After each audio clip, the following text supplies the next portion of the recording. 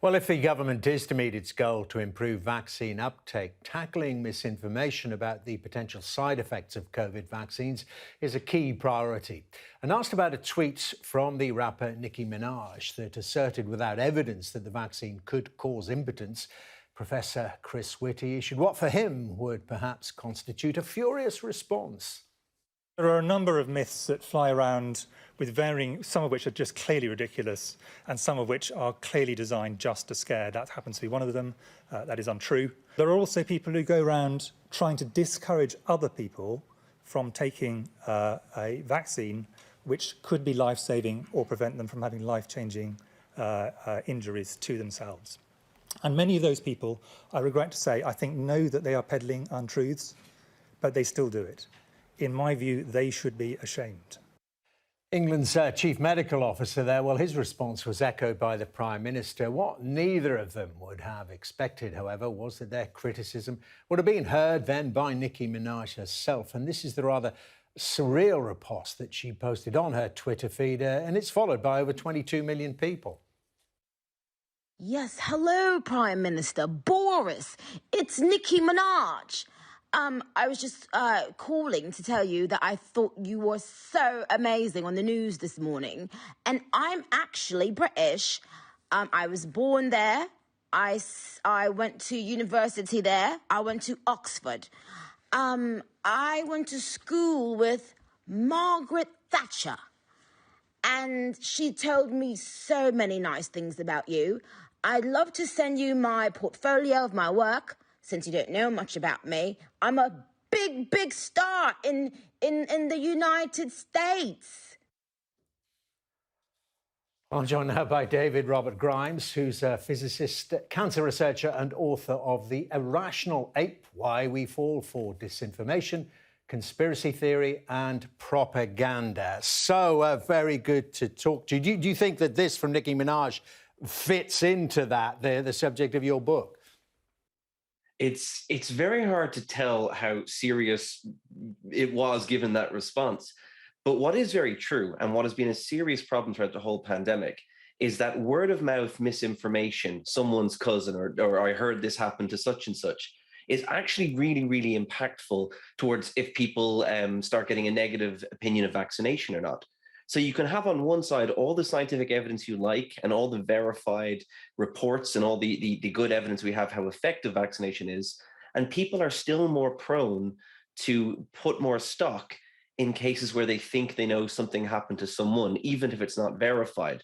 So in that regard, it's a really good example of an incredibly problematic kind of output. Yeah, why is that? Because, I mean, even before social media existed, those stories used to go around, didn't they? They were called urban myths, friend of a friend, as you say there. Why is that so powerful? Why is it given so much credibility? I think the major thing is that we are social animals. We inherently and intrinsically place a lot of value in feedback from other humans to survive. And whether we mean to or not, we don't sit there and dispassionately evaluate the evidence. We just put it in, well, I heard that, so it must be important. Some people call this the availability heuristic. If we're exposed to it an awful lot and it's easy to access, we store that in our mental filing cabinet as, oh, there's something wrong with that vaccine because I heard something bad about it. And we don't actually do a kind of in-depth sweep to check whether this information is true or not.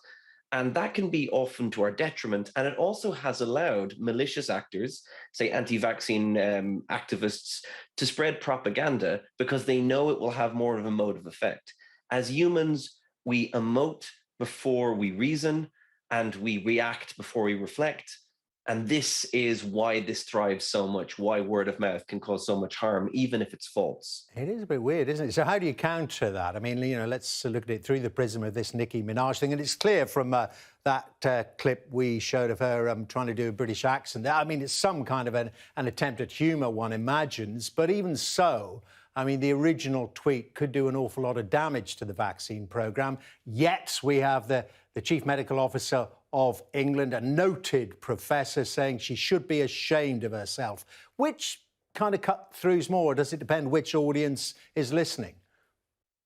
It really does depend on the audience who's listening. And what has happened in the era of social media, more so than ever before, is that we have kind of polarized quite a bit. The people that are listening to the chief medical officer are probably going to be a distinctly non-overlapping group with the ones that are following Nicki Minaj. And that can be a real problem because inside these echo chambers, false narratives can be reinforced. The original tweet that went up, it did seem like she genuinely believed it. And even if it was well-meaning and out of concern and fear, it was misguided because that's a huge audience who suddenly are exposed to a very obvious falsehood, or you would hope very obvious. It is absolutely false. I just need to repeat. But the fact that someone said it, someone who's a celebrity, an influencer, someone with credibility in the eyes of quite a large cohort, and that reinforces a negative message. We know that anti-vaccine messaging nudges people towards vaccine hesitancy. It's not a spectrum of a pro-vaccine, anti-vaccine. It's more of an entire. It is a spectrum. It's not a binary, and it nudges people towards rejecting vaccination. So even if done with no malicious intent, it's really a negative. So, I mean, there's an old saying come to mind when I was a child from my mother: some people just won't be told. It doesn't matter what information, what factual information you put before them. That your mother was wise. That is absolutely true. The problem is that you don't want to. Some people you will be wasting your effort on, absolutely. But there's a lot of people that become victims of vaccine falsehoods or anti-vaccine disinformation solely because they were exposed to it. So the responsible thing to do would be, if you were called out for spreading misinformation, even inadvertently, is to backtrack, apologize, and remove it. The responsible thing is not to go and do a strange, poor attempt at a British accent. But I'm not advising on that particular aspect, I'm afraid. And it's all about, isn't it? I mean, it all keys into this discussion about fake news, mainstream media, and wherever Sky News sits in that. Some people just won't take anything that appears on the outlets that they don't like. They won't take it seriously. Absolutely. We cherry pick sources that confirm our prejudices. And that's because, again, we're emotive creatures who don't like being challenged out of our ideological comfort zones. And that now there's, particularly with the online media, there's so much more avenues for you to find people that will echo whatever belief you have, no matter how outlandish and no matter how wrong. And that's something as a society we are still wrestling with. We've seen it during COVID. There was people claiming COVID was a hoax. There was a whole very violent and virulent anti-vaccine movement that continues to go on. It's very hard to get facts to penetrate those spheres. David, it's been great talking to you. Thank you very much indeed. David Robert Grimes, My pleasure. author of The Irrational Ape.